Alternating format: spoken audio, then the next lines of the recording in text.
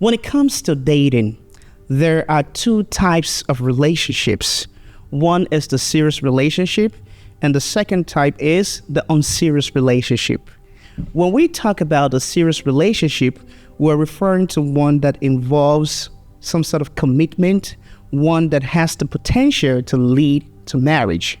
And when we talk about the unserious relationship, we're talking about one that has many phases. Sometimes people refer to it as a one-night stand. In the United States, it is often called a booty call, and there are folks who are involved in this type of relationship that prefer or choose not to give it a label. The problem is, there are people out there, maybe you might be one of them watching this video, that is looking for something very serious. How do you find a prospective, spouse or partner that is also looking for the same thing that you are seeking from a relationship? That is what I'm going to be talking about in this video, escaping the traps of unserious relationship. Before I go any further, I just want to say that I am Emmanuel Smarth. If you see me for the very first time, you're welcome. For those of you that have seen my videos before, thank you so much for stopping by. Now, let's get right into it. There are certain behavior that the person exhibits that signal that this person does not want a serious relationship. And in this video, I'm going to highlight 5 of them. I'm not saying that these are the only 5, but these ones can help you, and they're very common. So number 1, if you ever find yourself in a relationship with a person that brings nothing to the table but sex, you need to be worried. Now, in the past, I've seen grown men, I've seen young men as well, bragging about their domination in the bedroom, bragging about their prowess in the bedroom. And I say to myself, this is very silly. What is the point of bragging? What is the point of talking about how great you are if that is all you can bring to the relationship, if that is all you can bring to the table? What happens when you are not being intimate? What happens if the person you're dating needs more, wants more from you? Maybe they need some sort of emotional support and you cannot offer that. What happens? It becomes a problem. I've also seen a lot of pretty women that say, well, I don't have to bring nothing. I'm beautiful and I have my body. That is true. If you're looking for a man that is just going to exploit your body, or a man that is only interested in your body, but relationship entails a lot. It has so many different aspects to it. So as a person, if you want something long-term, something very serious, you should be able to offer more value than just your body or your prowessness in the bedroom. So that's the first one. Number 2, stay away from people that are extremely selfish. Now, this is true. You might see this. Sometimes you might not even see the signal, or you might misread the signal. But there are people who it is all about them. I want this. I want that. It is my way or no other way. You need to be very careful with people like that, because what happens is that when they can no longer benefit or derive that value or that thing that is seek from the relationship, they're going to leave you. Imagine you invested your time, your effort, your money into someone thinking that you two are in this for the long run, only to turn out that they're with you because of what they're getting from you, because of the benefit they're deriving. If they cannot get anything from you, they're going to exit and leave you hanging dry. So you got to be very careful of people that are extremely selfish. Number 3, you also need to be very careful of people who love to invade your privacy.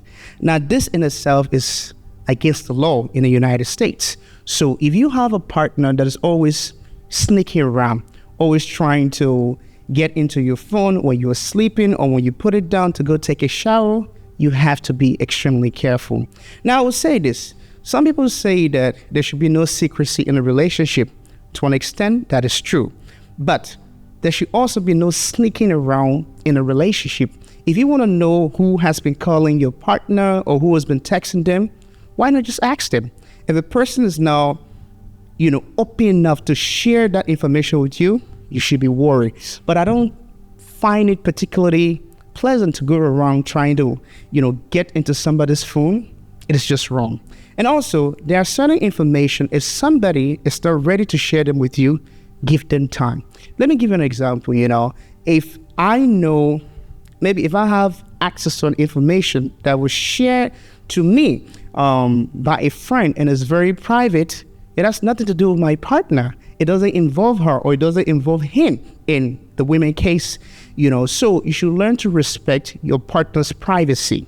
Another example is I use my phone for practically everything, my financial status, my banking information. I use my phone, so I don't feel comfortable sharing that with someone. Maybe in the future, if I get to trust that person, I can share with them.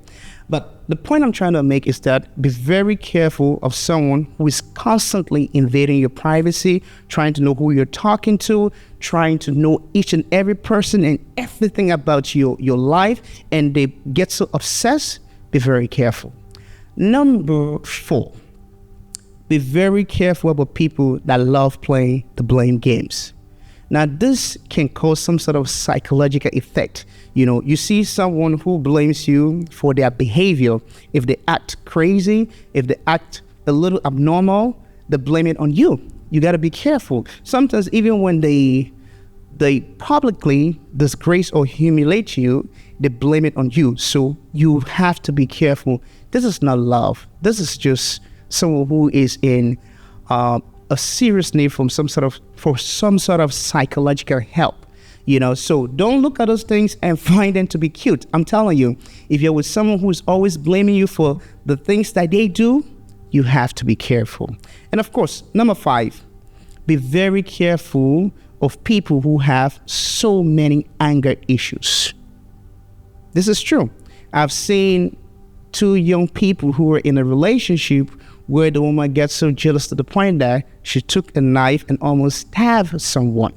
That is crazy. That is not love. I've seen another couple where the guy gets so angry and hit the woman. That is not love. That is abuse. So don't be with a person who will physically harm you or emotionally destroy you and then blame it in the name of love, or they're blaming over the fact that they were angry. You have to be very careful and you have to pay close attention. So let me summarize everything. There are certain behavior that a person exhibits that should give you an indication that this person is not in it for the long run. Number 1, anybody that brings nothing to the table but sex, you need to be very careful with them. Number 2, a person that's extremely selfish. Number 3, a person that banks on invading your privacy. Number 4, a person that always plays the blame game whenever they're wrong or whenever they do something wrong. And then of course, number 5, a person that is always angry and uses that anger as an excuse or uses it as a means to say that they're in love with you. You have to be very careful. I'm going to stop here, and if you derive value from this video, please consider liking, subscribing, and sharing. Thank you so much. I'll catch you later.